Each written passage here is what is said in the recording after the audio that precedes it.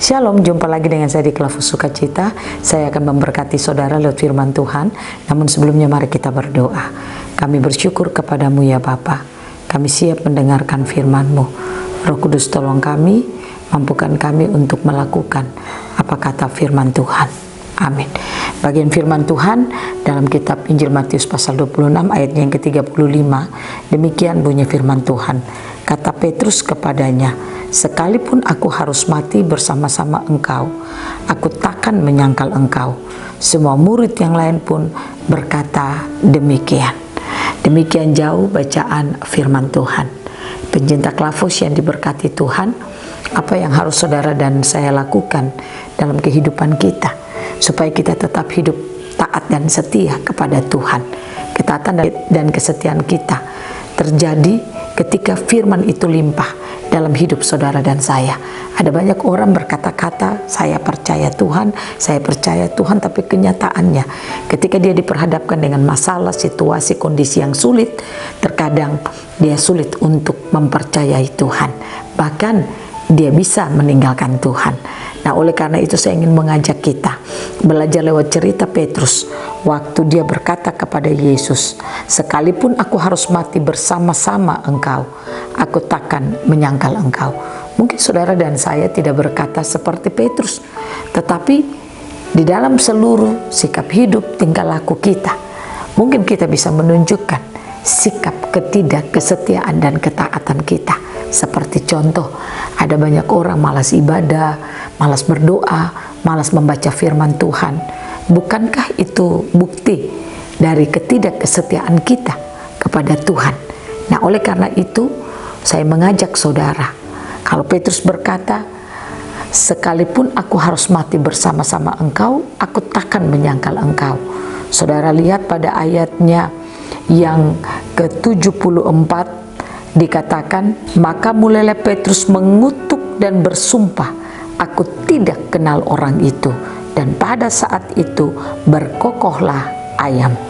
Maka teringatlah Petrus apa yang dikatakan Yesus kepadanya, "Sebelum ayam berkokok, engkau telah menyangkal aku 3 kali." Lalu ia pergi keluar dan menangis dengan sedihnya. Pencinta Klavus yang diberkati Tuhan, biarlah setiap kita mau setia dan taat kepada Tuhan lewat apa yang kita katakan dan apa yang kita lakukan. Baiklah perkataan kita sesuai dengan apa yang kita lakukan dalam perjalanan hidup kita.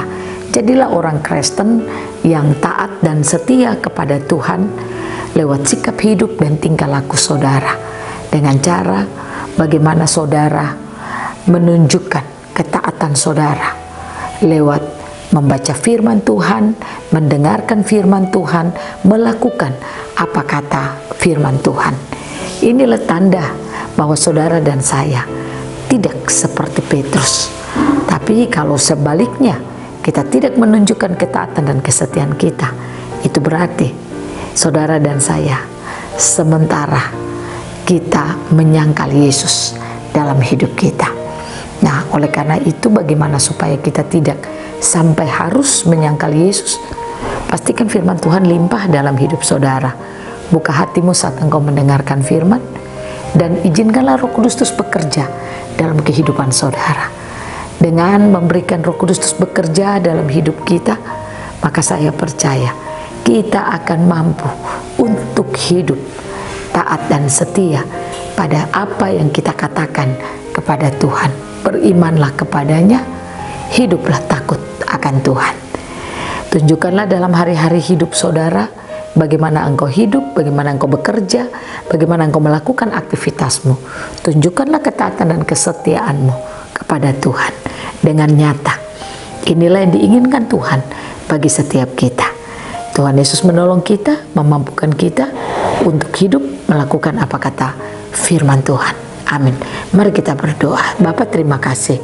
Kami rindu mendengarkan firman-Mu, dan firman itu telah tersingkap bagi kami.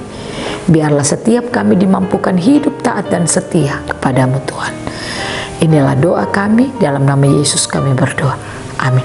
Shalom, Tuhan berkati kita semua.